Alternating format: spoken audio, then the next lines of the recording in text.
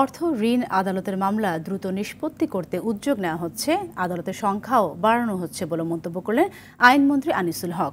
রাজধানী বিচার প্রশিক্ষণ ইনস্টিটিউটে বিচারকদের প্রশিক্ষণে উদ্বোধন অনুষ্ঠানে একথা বলেন মন্ত্রী। অনুষ্ঠান শেষে সাংবাদিকদের প্রশ্নের জবাবে আইনমন্ত্রী বলেন, দুদক স্বাধীনভাবে কাজ করছে, সরকারি আইনজীবী কেউ দুর্নীতি করলে ছাড় পাবে না। সরকারি চাকরিতে প্রবেশের সময় সম্পদের হিসেব নেওয়া হয়, পরবর্তীতেও তদারকি করা হবে বলে জানান আনিসুল হক।